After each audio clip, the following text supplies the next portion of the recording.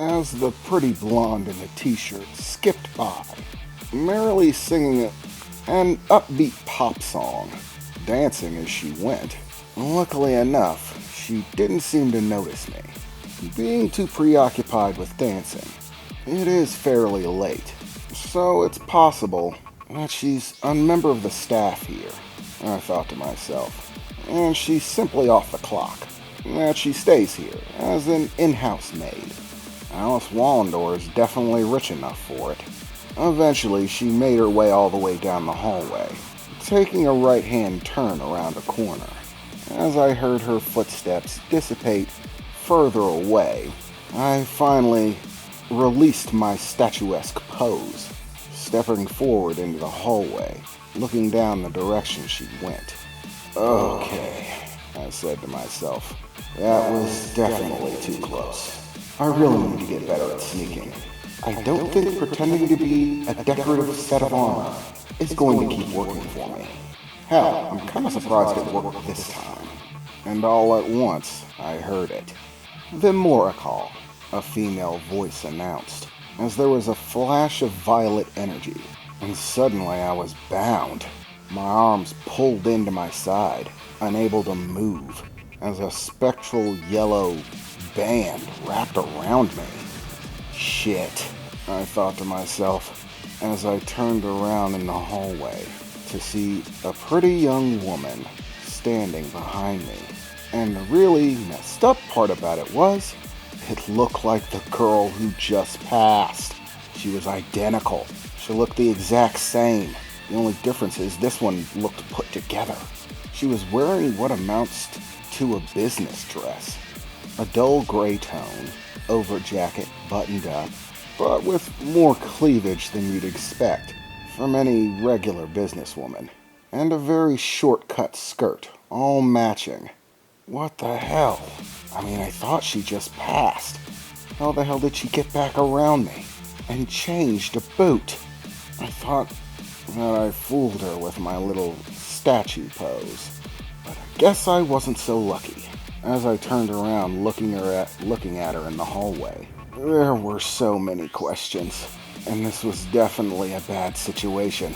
I was supposed to be stealth, sneak in and out, make sure not to be seen, find out where Alice was, and then set off the signal.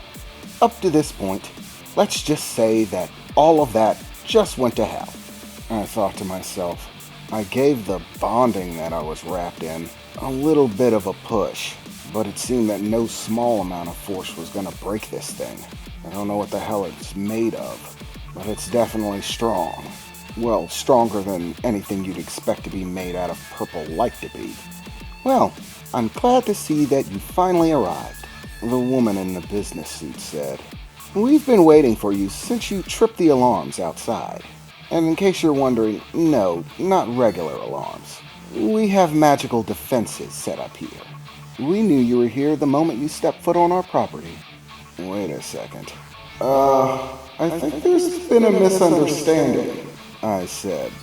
You see, I thought this was somebody else's house, so I think I'm in the wrong place.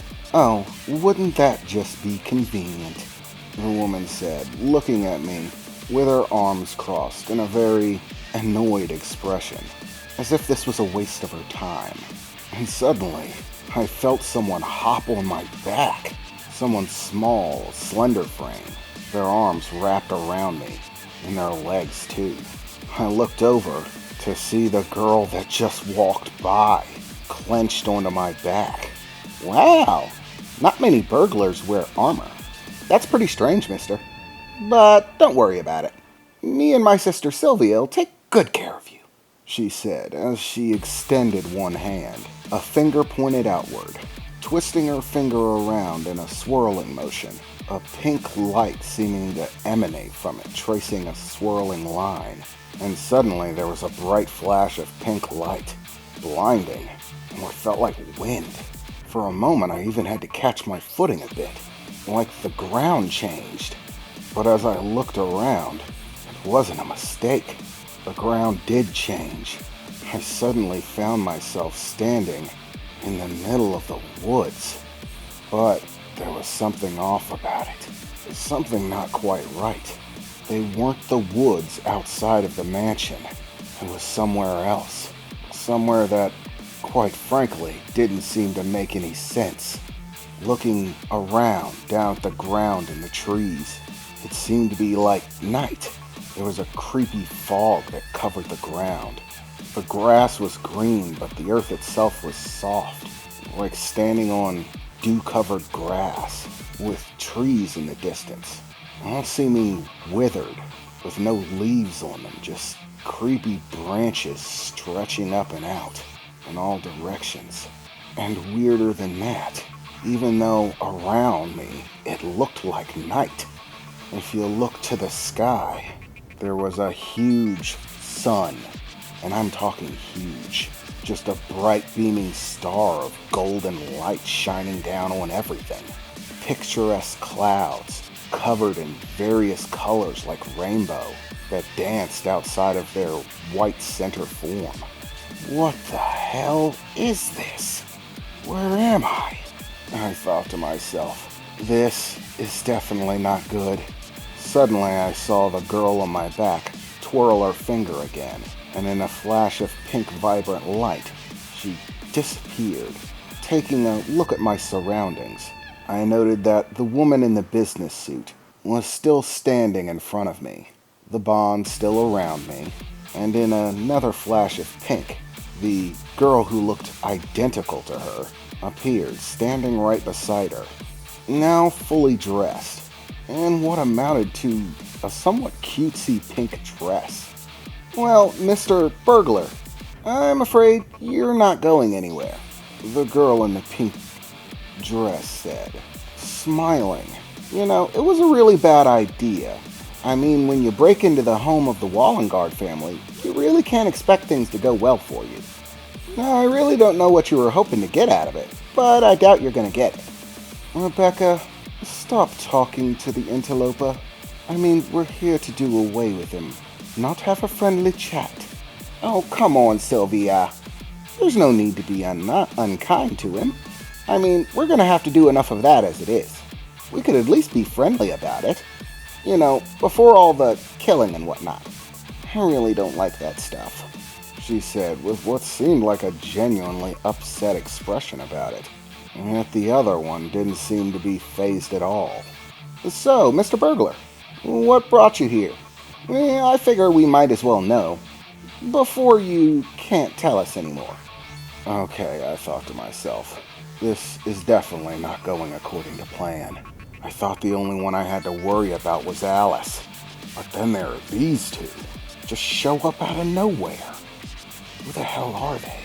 In fact, that should definitely be my first question. "Hey, who the hell are you?" I shouted over to them. "What?" the one in the cutesy pink dress replied. "You really don't know who we are?" "No," I replied, frustrated. "As far as I knew, the house belonged to Alice Wallengard. She was the one that I was actually worried about. But then you two show up out of nowhere. Who are you?" "Oh, I think I'm beginning to understand," the one in the business suit said, placing a finger on her cheek, as she gave me a sideways glance. "It appears that he was here for Mother, at least in some capacity. But then why he wouldn't have known about us is quite curious. I mean, it seems basic reasoning to do some research into someone, especially given that by his description and saying that he was worried about her, he only expected her to have any capabilities. And yet he seems completely unaware of her family members. So I might as well educate you a small bit before your imminent demise, of course. My name is Sylvia Wallengard. This is my twin sister, Rebecca Wallengard. We are two of Alice Wallengard's children. This estate actually belongs to us. We stay here, and our mother is simply visiting. It is very rare that she pops by, but it is nice to see her every now and again. She does get into some very bothersome nonsense, though. And now, apparently, we have to deal with whatever this is."